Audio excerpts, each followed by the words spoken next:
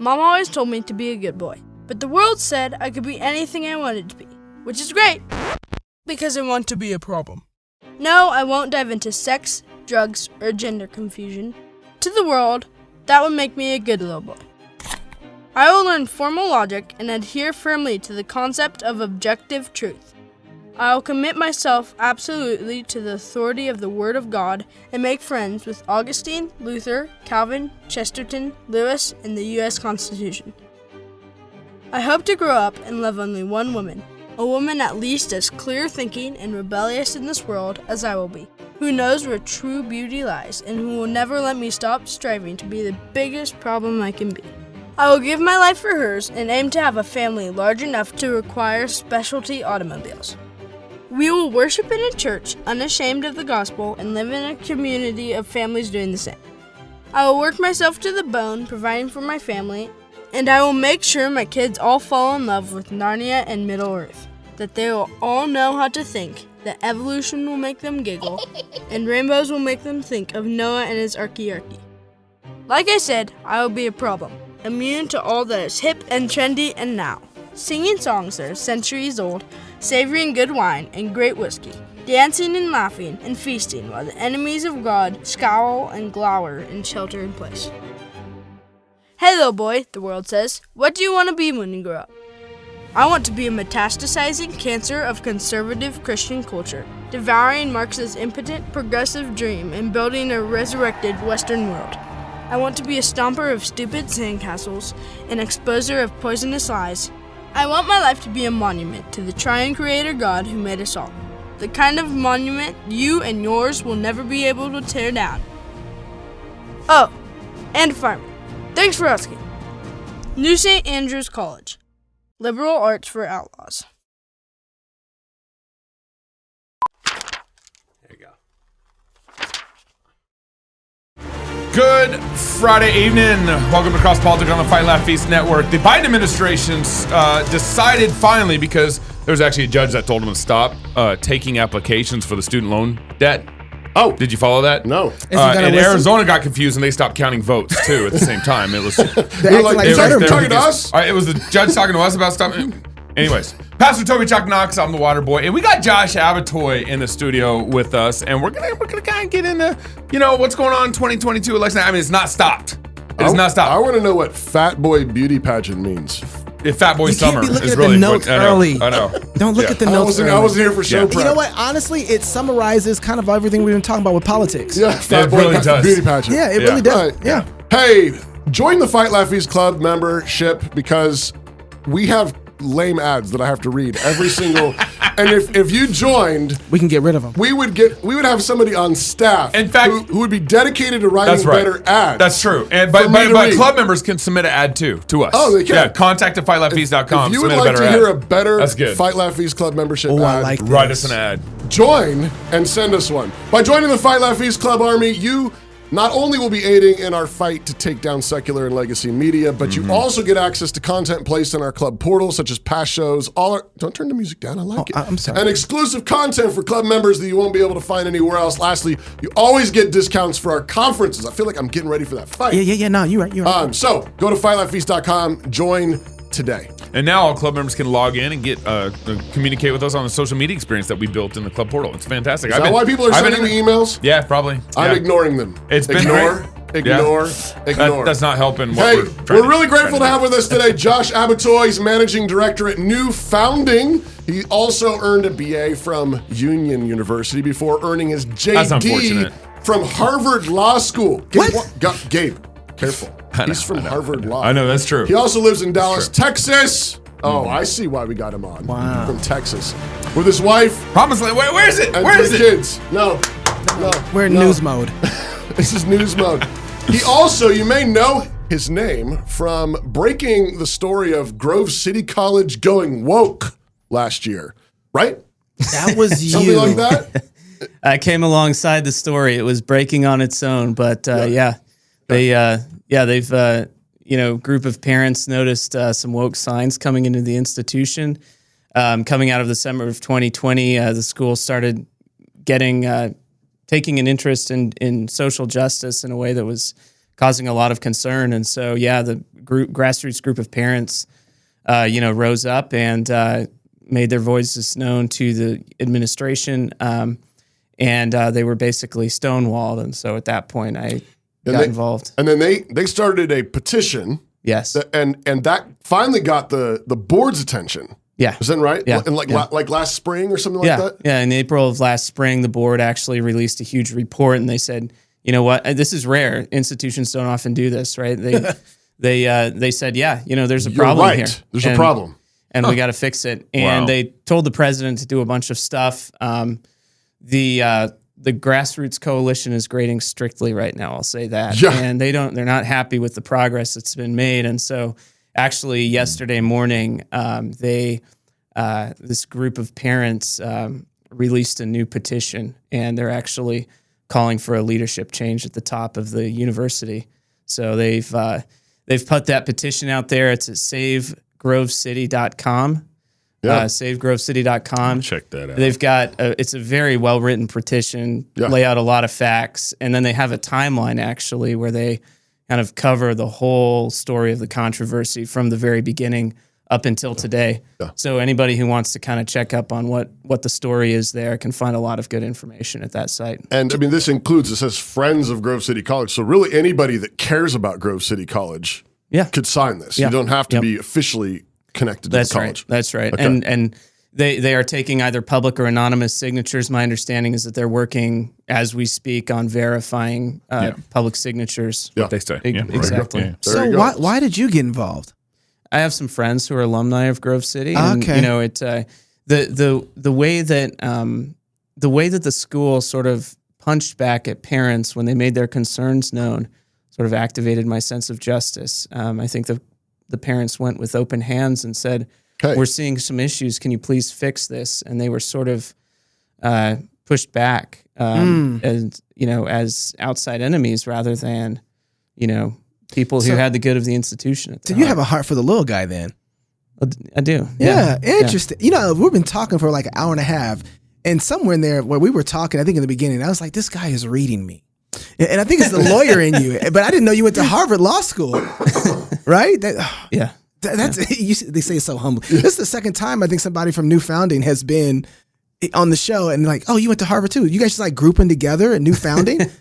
I think there's a certain type of person who goes to an elite school like that. Most people go there and they get very well programmed and they go and get a corporate job and they're very safe. They stay within the bounds that society wants them to stay in. Some people go up there and they get kind of radicalized. And you got radicalized? He's on cross politics. Gabe, put 1 + 1 together. Okay, makes 2. I was following. They're like, he didn't say it with his own mouth. It ain't happened. So then, how did you get to New Founding? Yeah, I just started talking to the guys over there, admired what they were building from a distance, just struck up a conversation with them, learning about the organization. Can you remind us what New Founding is for those of us? Absolutely, New Founding is a venture studio. We're launching all sorts of ventures daily. Our main project is a social media platform, technology platform that's looking to scale human trust onto the internet. Ooh. So we're trying to find a way to create widespread value judgments that people make about products, businesses, and bring that up onto the internet. This is something that's going to help people who are concerned about the moral state of our nation, and wanting to understand where they spend their money.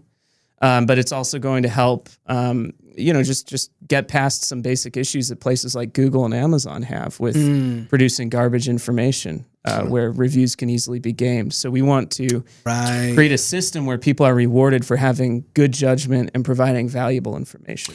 So speaking of garbage information, what was your take on the midterms?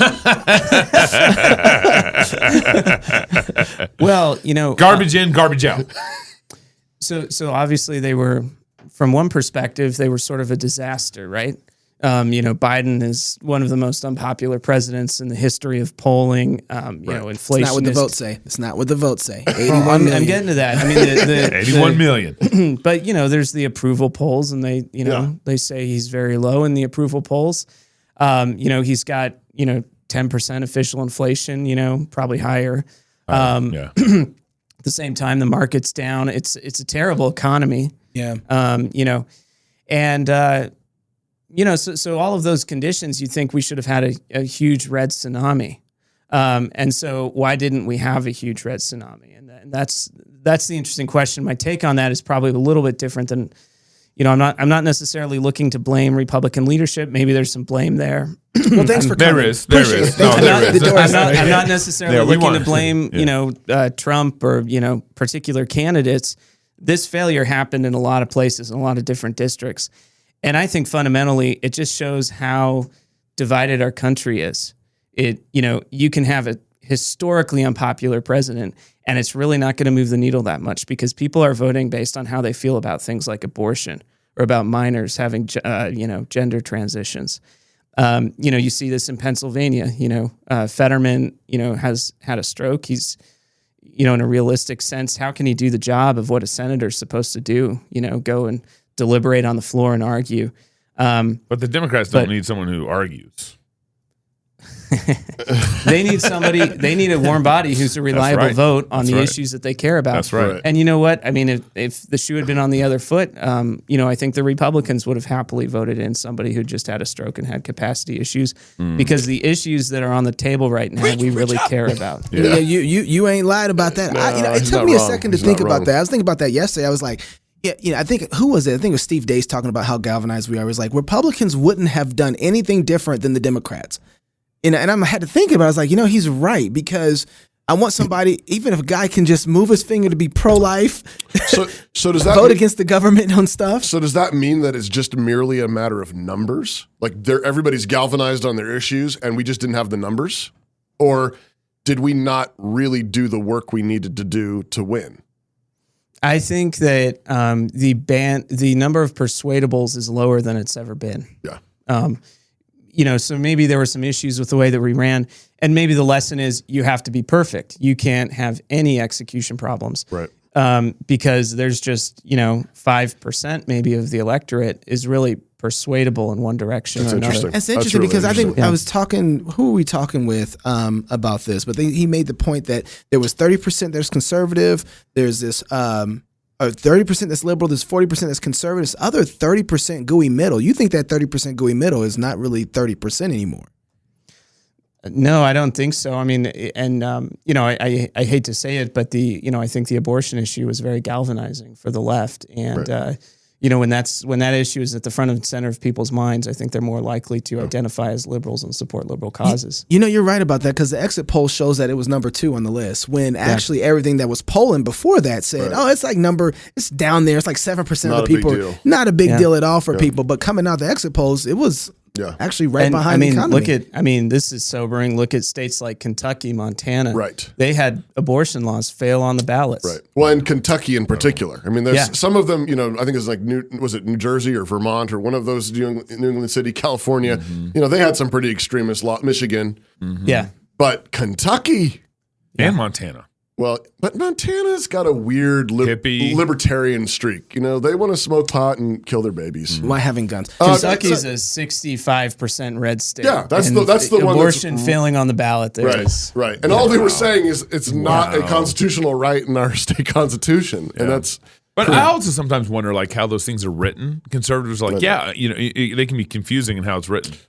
So yesterday when we were ending the show, that's my only defense there. We're done. No, please, we're moving on. Please move on past that. A day late and a dollar short. So then I was saying, you know what? You're like the elections out there in Arizona. You're just late and slow. So yesterday we ended the show, and as we're ending the show yesterday, we get a notification of Trump writing a letter. Yeah. Talking about DeSantis. We talked about Winsome Sears. In Virginia, the lieutenant governor, which is interesting. Why are they interviewing her? Yeah. And she's like, Trump needs to get out of the way. And Youngkin's last name sounds Chinese. So have you seen the letter yet? I skimmed it. Okay. Trump said that, not me. Just so you know. I just want. So I think we should read part of the letter for our audience. So some people haven't read it. This is former President Trump coming out after Ron. Ron came to me in desperate shape in 2017. He was politically dead, losing in a landslide to a very good agriculture commissioner, Adam Putnam. who was loaded with cash and great poll numbers. Ron had low approval, bad polls, and no money, but he said that if I would endorse him, he could win. I didn't know Adam, so I said, let's give it a shot, Ron. When I endorsed him, it was as though, to use a bad term, a nuclear weapon went off. I wish I had a Trump accent to do this with, but I don't. Years later, they were the exact words that Adam Putnam used in describing Ron's endorsement. He said, I went from having it made with no competition to immediately getting absolutely clobbered after your endorsement.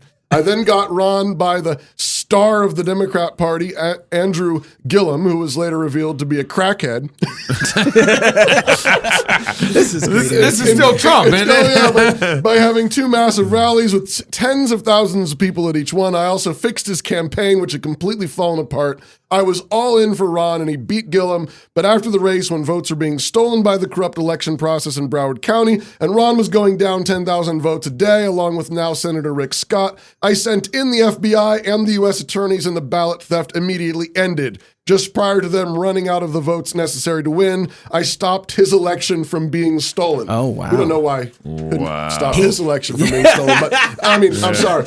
And now, Ron DeSanctimonious is playing games, exclamation point. The fake news asks him if he's going to run if President Trump runs, and he says, I'm only focused on the governor's race. I'm not looking into the future. Well, in terms of loyalty and class, that's not really the right answer. This is just like 2015 and 2016, a media assault, he has in parentheses, collusion, when Fox News fought me to the end until I won, and then they couldn't have been nicer or more supportive. The Wall Street Journal loved low-energy Jeb Bush. I love his nicknames. And a succession of other people as they rapidly disappeared from sight, finally falling in line with me after I easily knocked them out one by one. We're in exactly the same position now. They will keep coming after us, MAGA, but ultimately we will win. Put America first and make America great again. Exclamation. This is interesting. This really isn't about Ron DeSantis. This is more about Trump gathering his base. But I wonder what you think, Josh. Like when you hear this. Yeah. I mean, Trump is smart. He knows what he's doing. He's controlling the news cycle with, coming out and critiquing Ron right before the midterms and then this letter. And there's a real danger for Ron here. Ron is actually at risk of having the Republican establishment fall behind him. And that's going to be a massive liability in the primaries if that happens. That's an interesting way to put it. Yeah. Yeah. Explain it, though. Yeah. Right. So, I think I know what you mean, but go.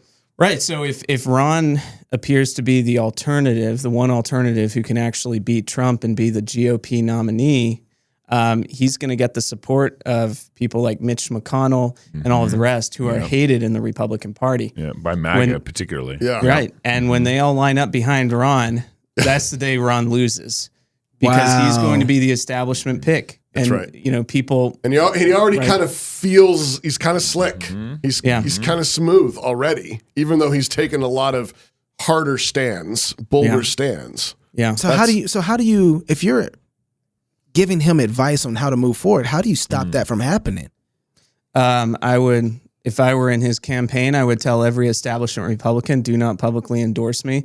In fact, I would actually probably prefer for there to be a more establishment candidate to run who could take that heat. Yeah. I would not I would actively ask people not to endorse me from Maybe the we can get establishment. Jeb Bush to run again. You know what? Yeah. But doesn't Trump make a valid point that Ron should, he should be saying, you know what? Trump was there for me. I wouldn't be where I was. Yeah, that line, in terms of loyalty and class, that's not really the right answer. I mean, isn't he right about that, though? I mean, Ron really did get the bump from Trump. He wouldn't be where he was if it wasn't for Trump. He wouldn't have been that type of leading governor if he didn't have that type of president out there, right?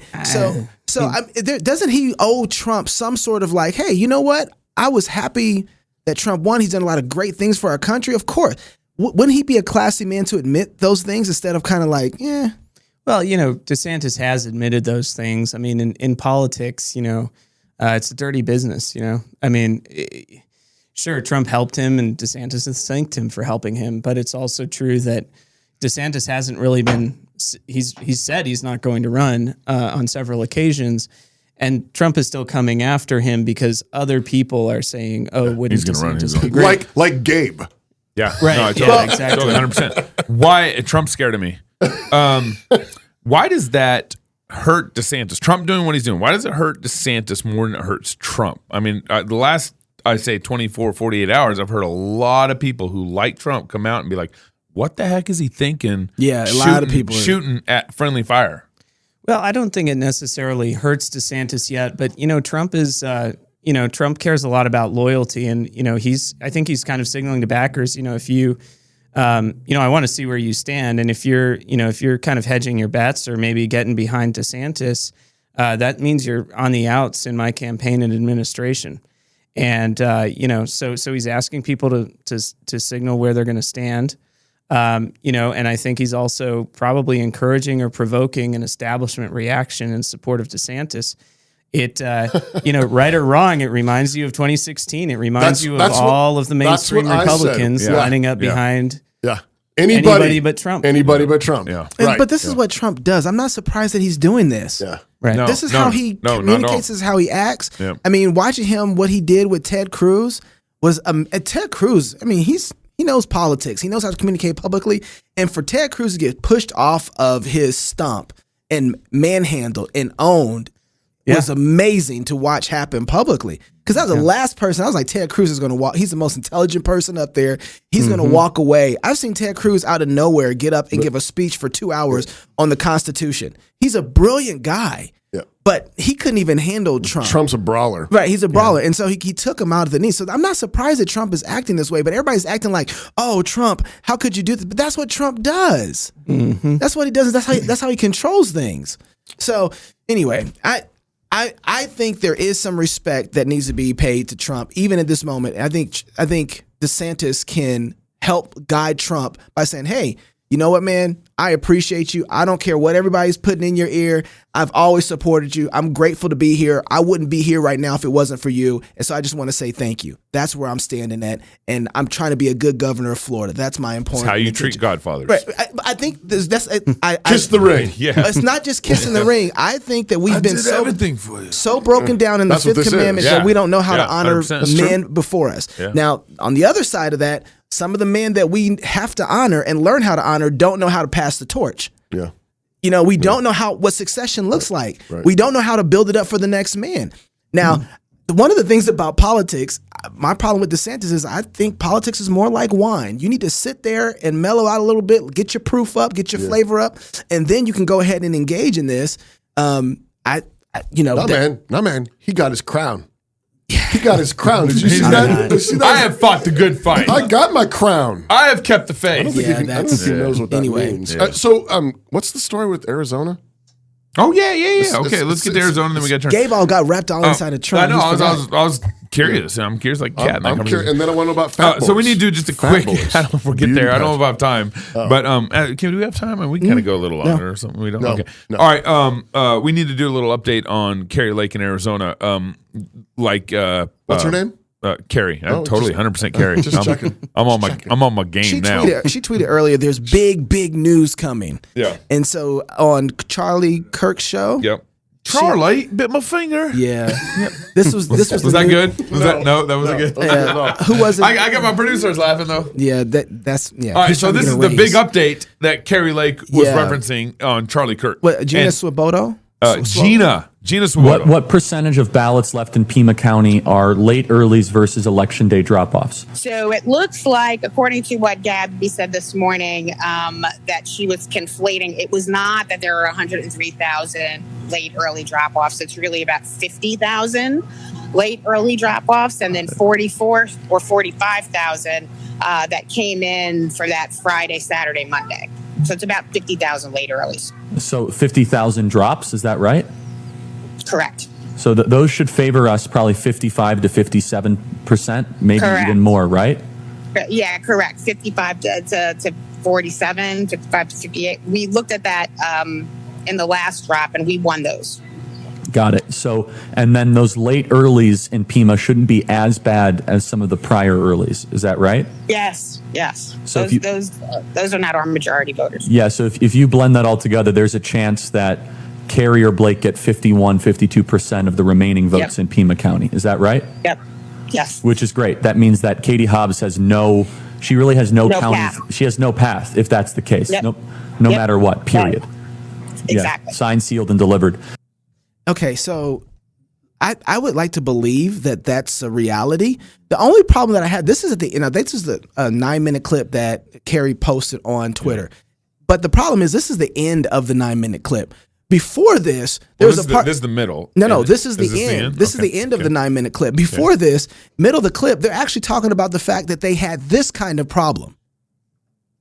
The elections director in Maricopa County confirmed last night that there were more than 2 vote centers that had an issue where at the end of the night, part of the poll worker breakdown process is they pull all the ballots out of the tabulator bins and they bag them. And when they pulled them out, they pulled out the separator that keeps the tabulated ballots on one side and the door 3 ballots on the other side. So if those got commingled together, and it's our understanding that they got commingled together in more than 2 vote center locations, that would mean that we have ballots that didn't get counted when they said how many went into door 3 and later began the process of sending them to tabulation. So yes, I believe there are potentially a lot more, but there are more than 17,000. That's incredible. That's like walking into a wedding with a cake and tripping and dropping the cake. You can't undo that. I mean, you just can't undo that. While everybody's at the party going in to make a new cake. If only we knew when election day was going to be. Yeah. If only we could have known ahead of time and been ready for counting. You had one job. So they're going to have to take all one of the things she said after this was Gina said that they're going to actually have to take all those ballots back again and recount them. You know what? At this point, when I see that kind of incompetence, I want to fire those people to make sure you don't get to count again. You're done. They should fire the person in charge of elections in Arizona. You mean Hobbs? Hobbs. But that's the thing. If Katie Hobbs wins, do you really want her to be your governor after all of this? At some point, can we have a mulligan? Yeah. She wins, like, I want a mulligan. So you're a lawyer, right? Yeah. Well, how do you fix this? You're a smart guy. Fire everybody. Yeah, you fire everybody, and you just have to significantly tighten up the ship. I mean, the fundamental issue that causes the difficulty in counting ballots is when you have so many mail-in ballots. You know, they don't want mail-in ballots being counted before election day, because if they're counted before election day, the results will be leaked. Right. So they're stacking up huge piles of mail-in ballots, and they can't count them until election day is over. So they've got to change they've got to drastically shorten the window for mail-in ballots. I mean, I don't even think there should be mail-in. Maybe you could have absentee ballots, but widespread mail-in ballots just shouldn't be happening. Full stop. Everybody votes on election day. It's how 80% of democracies around the world do it. There's no reason we can't do it here. You'd think. Well, anyways, Dime Payments is a Christian-owned processing payment business. Every business needs a payment process system. That's right. Apparently, Arizona needs a payment process system. So please go to dimepayments.com/FLF and sign your business up. Working with them supports us. They won't cancel you like Stripe canceled President Trump. They won't cancel you like MailChimp canceled the Babylon Bee. It's true. Check them out. At least have a phone call. Tell them that Cross Politics sent you. You better. Go to dimepayments.com/FLF. Y'all ready for the weekly wrap-up? Give a beat. I like it. Is it coming? Is it coming? Hey. On Monday, Dr. Jay Bhattacharya was in the house. Oh, man. Well, via phone call. Read the CDC, the Riot Act, listing the ways our government's medical advisors failed us during the COVID. He gave us 5. And how evangelical elites like Francis Collins supported misinformation and the suppression of medical freedom. What did they do? Oh man, I wrote it down, so I'm gonna tell you again. Ooh. They suppressed the fact that we were dealing with a virus with a 99.8% survival rate. Children were never at risk. Lockdowns did nothing to stop the spread, but they certainly crushed our economy and supply chains, throwing 100 million people into poverty worldwide, hitting the poorest people the hardest, with estimates of 240,000 children dying in Asia alone from fallout from the lockdowns. We were lied to about the potency of natural immunity. We were lied to about the efficacy of the vaccines. They don't stop transmission. And we caused millions to lose their jobs over the vaccine for a virus that, again, I might want to point out, has a 99.8% survival rate and was never a threat to children. Did I mention that?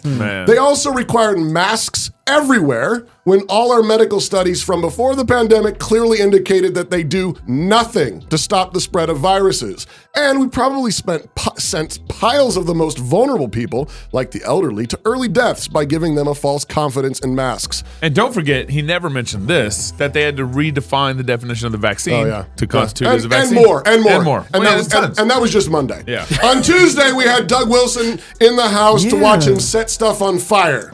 We like doing that. Kept him away from my computer, though. Yeah, we did. We also talked to him about No Quarter November and the rise of Christian nationalism.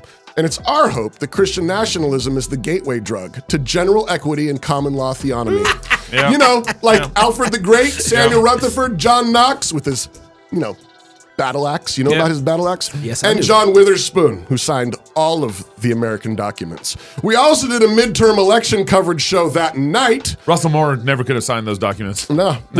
Where we talked with William Wolf, Dennis Serfate, Dale Courtney, and Zach Lautenschlager about election results. What I remember from that evening is that William Wolf said he's planning on baptizing his newborn baby. Yeah. Dennis Serfate said Chocolate Knox already tried to at ReformCon, and Zach's baby's already baptized. And Dale Courtney brought the best sipping gin I've ever had. It was trippy. It was trippy. I didn't even know there was such a thing as sipping gin. Yeah, it's trippy. Yeah, those were the main election results I remember.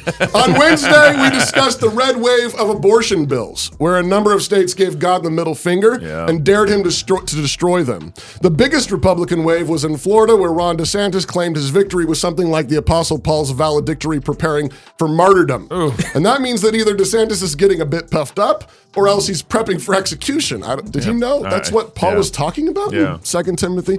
The Psalm of the day was Psalm 20. So good. And we talked about how God's strength comes out of the sanctuary. This is my Psalm of the week, And not just the day. Yeah, it's for real. Yeah. And that's why we don't trust in horses or chariots or elections or money. And I gave a list of the 5 most important political actions Christians do, beginning with biblical worship on the Lord's Day and building faithful families. Yesterday, we talked about some of the outstanding elections where they've hired the McDonald's milkshake techs to run them. And we watched Kamala and Biden doing their victory laps. Somebody actually suggested that Fetterman was so authentic, maybe he should consider running for president. And Chocolate Knox actually nominated him here on our show. I'm with it. So if Fetterman becomes our next president, you all know who to blame. We also talked about the current backlash against Trump, which is what the establishment Republicans are always trying to do. And even though I probably like DeSantis better on paper, I'm still incredibly suspicious of the Republican establishment. And part of me is inclined to think that we need another 4 years of chemo. Yeah. My final thought for this week is that we really must double down on Psalm 20. Our help comes out of the sanctuary, not Washington, D.C., and certainly not the CDC. That's right. But this isn't an escapist message. What we want is the whole counsel of God proclaimed in the sanctuary. We want the Lord Jesus Christ proclaimed. His name is our banner. And then we want to take his word, his gospel, his law, and go apply it everywhere, starting in your own heart and life, then your marriage and family, then your schools, businesses and cities, counties, states, nations, and the whole world. In other words, if you're doing it right, you should be getting all of Christ for all of life. Preach up. All right, so how much time do y'all have? We have time for a little backstage? I gotta go meet, but you guys can. I got a meeting that we went way into my meeting. So, your meeting. I can leave. Okay, yeah. Hold on one sec. So, Josh, are you one of those Christian nationalists? Wait, don't answer. Just not yet. If you're single, get married. If you're married, what do we want to know? If you're married, have kids. And if you have kids, go baptize them. Until Monday, love God with all your heart, soul, mind, and strength. Love your neighbor as yourself. Go fight, laugh, and feast. This is Cross Politic. Putting off writing that proposal again? Yeah, we've been there. Proposal writing can be tough. It takes work, and if you're not careful, you can set up your company for failure. Well, that's where we come in. Smart Pricing Table is an innovative application that focuses on, well, the pricing table. Instead of a static document and constant back and forth, our platform creates interactive proposals that empower your prospects. Not sure if something is needed? Make it optional. Have complicated services that vary? Let your customer do the work with line item upsells. Have reoccurring services? Easy peasy. With Smart Pricing Table, you can create attractive proposals quickly. And our system is built for reuse, so you can get out of that hamster wheel. Give your customers choice and close deals quickly with Smart Pricing Table.